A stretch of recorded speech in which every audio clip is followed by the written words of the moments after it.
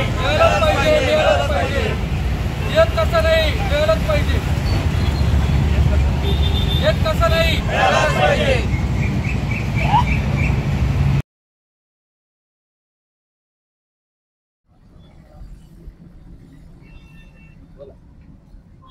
आज दिनांक 10 मार्च रोजी आम्ही राज्य अभियंता संघटना व महाराष्ट्र महासंघ कंत्राटदार यांच्यातर्फे धरणे आंदोलन ठेवलेले आहे.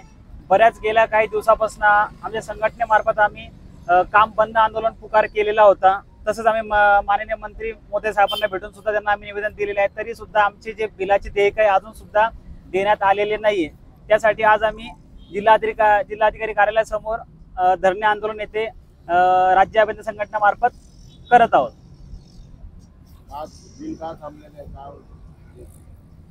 आता जसं आपल्या सगळ्यांना माहिती आहे की लाडकी बहीणमुळे शासनाकडे फंड उरलेला नाहीये.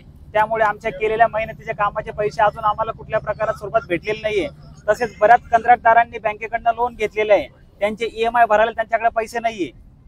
त्यांचे सगळे म्हणजे जे ब्लॅकलिस्टेड होत चालले, त्यांच्या प्रॉपर्टी जप्त करण्याची वेळ आता त्यांच्यावरती आलेली आहे.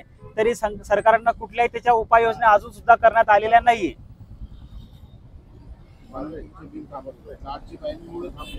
लाडकी बहीण आणि त्याच्या मागे बरेच असे अजून इतर कारणे सुद्धा आहे. पण बऱ्याच म्हणजे PWD म्हणजे सार्वजनिक बांधकाम विभाग, पाणी पुरवठा, तसेच जिल्हा परिषद बऱ्याच विभागाचे म्हणजे कुठल्या प्रकारचे देयक अजून देण्यात आलेले नाहीये.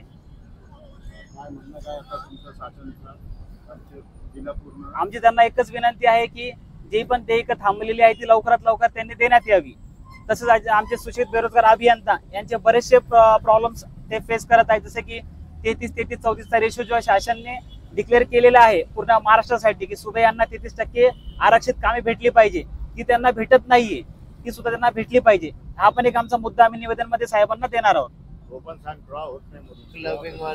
आणि तसेच अजून एक मुद्दा की जे छोटे मोठे जे कामं असतात एखाद्या विभागांतर्गत जसे 10 कामं छोटे छोटे तयार करून त्याचे एकच मोठं टेंडर बनवून एखाद्या मर्जीतल्या ठेकेदाराला देण्यात येतात, ते सुद्धा थांबवण्यात आलं पाहिजे. आणि आमच्या संघटनेमार्फत आमच्याकडे तसं म्हणजे कोर्टाकडनं ऑर्डर काढलेली आहे की ही क्लबिंग ही नियमबाह्य पद्धतीने केल्या जाऊ लागली, तर ती लवकरात लवकर थांबवली गेली पाहिजे.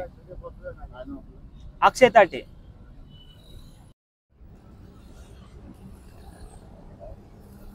गेल्या 6-7 महिन्यापासून कॉन्ट्रॅक्टरांना कुठल्याही प्रकारचा निधी उपलब्ध सरकार करून देत नाही.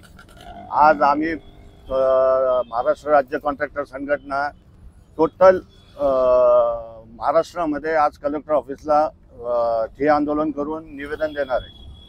तर आम्ही आता मंत्री महोदय शिवेंद्रराजे भोसले यांना भेटून आलो. त्यांनी पण आम्हाला ते सांगितलं की सध्या आमच्याकडे निधी उपलब्ध नाही, पण आम्ही प्रयत्न करतोय तुम्हाला निधी उपलब्ध. तरी हे सरकार इतकं गाफील राहतंय की अजूनही कामं मंजूर करतंय. इतके 1000 कोटी रुपये देणं बाकी असतानाही नवीन कामं काढण्याचा अजूनही त्यांचा ते प्रयत्न चालूच आहे. प्रत्येक आमदार काम मंजूर करून घेत आहे आणि ह्याला कुठल्याही प्रकारे निधी नसतो. सरकारचा नियम आहे की प्रत्येक कामाला 10% निधी असायला पाहिजे, पण ते 10% निधी सुद्धा नसताना टेंडर करतात. तर ह्याच्यावर बी आपण ह्या विषयावर आपण पत्रकार बंधूंनी मुद्दा हा आमचा सरकारपर्यंत पोहोचवावा ही आपल्याला विनंती आहे.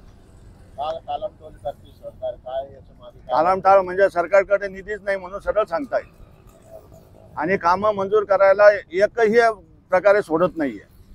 आज काही काही भागात तर रस्ते पण नाहीये, तर तिथे डांबरीकरण संपलं तर कॉन्क्रिटिंगकरण हे करतायत, त्याच्यावर ते कॉन्क्रिटिंगची कामं करतायत. सरकारला काय म्हणणं